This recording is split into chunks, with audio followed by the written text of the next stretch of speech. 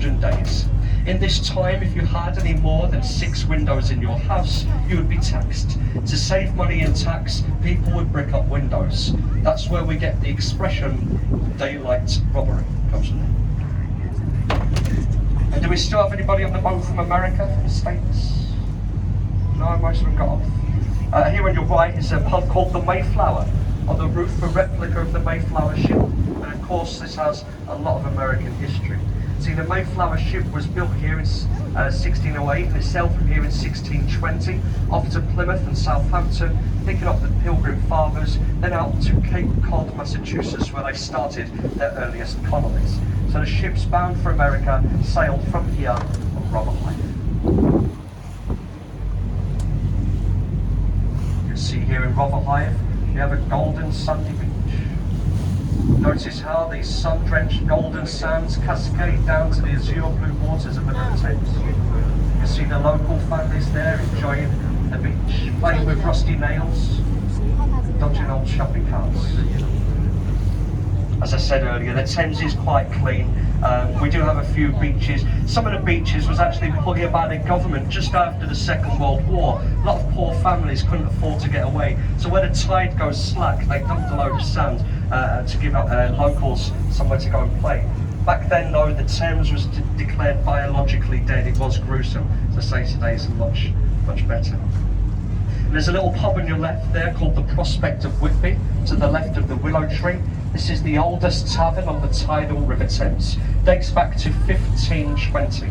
Originally called the Pelican, had a nickname known as the Devil's Tavern due to the type of people that hung around in there.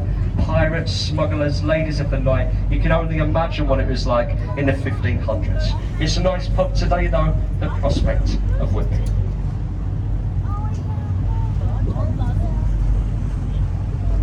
And on your left hand side, just ahead of us, there's a red brick building built in a peculiar fashion. I'm sure you're wondering why. You might not be, I'll tell you anyway. That building was designed like this, so that most of the apartments have got a river view. What's a very clever idea. It's also why it's built in a bend in the river. As you know, just a glimpse of the Thames will up the price of each apartment. Somebody made a lot of money out of that building, I'm sure you'll be pleased to know. Stands on the site of an old warehouse which was called Free Trade Wharf. And there's a wharf here on your right, Globe Wharf. Now all the old warehouses was built right up to the river's edge, made it easier for them to unload cargo from barges. So you can see here Globe Wharf on your right, right up to the river's edge. This was a rice mill, one of the most rat-infested warehouses on the Thames, but today luxury apartments. And most of the warehouses get converted into apartments. But I do know one that wasn't. It was converted into one big luxury home, and it's here on your left. Just to the left of the trees, that's New Sun Wharf, and that's all one big home. The trees is the garden to that home, and it was converted for a famous film producer, Sir David Lean. Bit before my time, but he made films like Lawrence of Arabia, Passage to India, Bridge over the River Kwai, etc. That was his luxury home there on the left-hand side.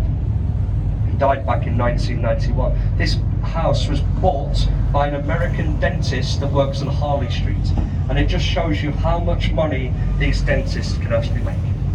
So I said, this is the East End of London. If you go further inland on a Friday or Saturday night and visit one of the local pubs, there's people there that would remove your teeth for free. As I say, he makes millions. And it's not as bad as we make out. This is the East End of London, but as I say, it's quite a nice area. There's many nice places to visit. So we've got Limehouse, Stepney Green, Bow, Mile End, Whitechapel. It's all the East End of London.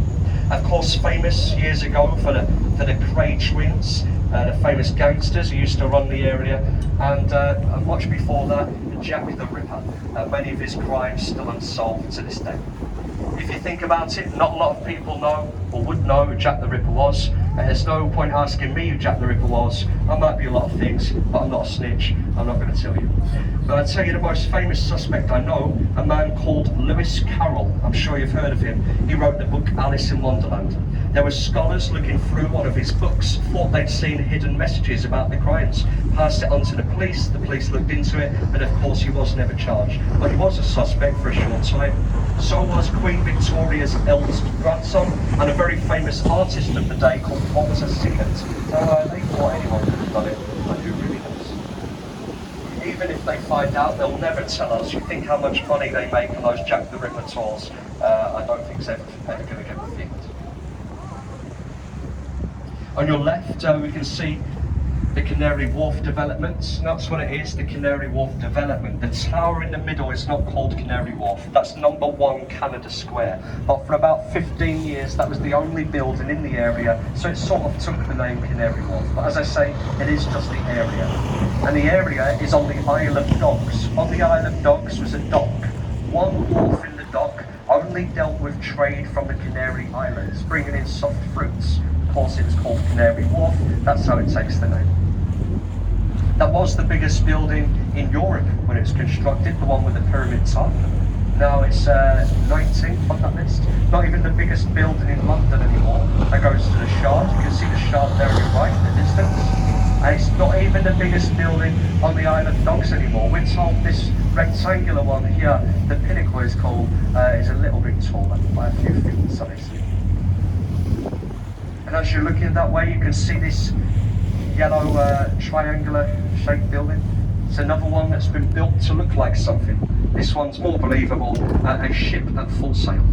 So the triangular shape, of course, being the sails, the round windows, the portholes, and the crow's nest, the little lookouts there at the top.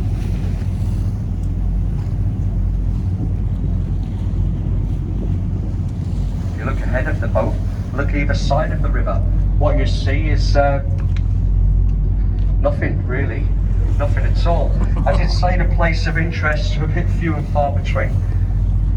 So what we can do, I can carry on talking, tell you about the River Thames itself, or things that ain't here anymore. Is that okay if we're happy? Yeah.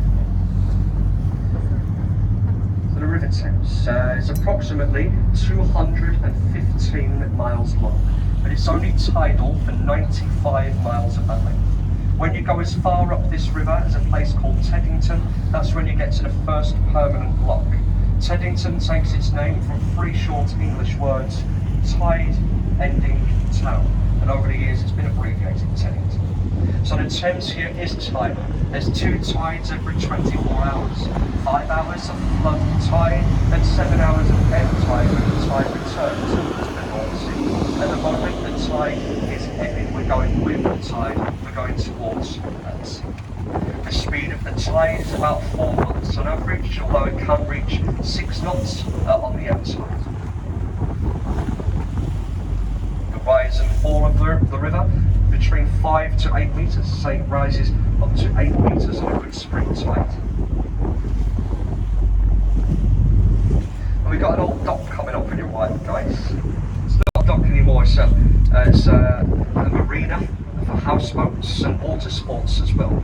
But this was the largest dock system on the Thames, single dock system. There was about 15 small docks in there, all named after the areas of the world in which they traded. It's about 20 miles of quay as parking spaces.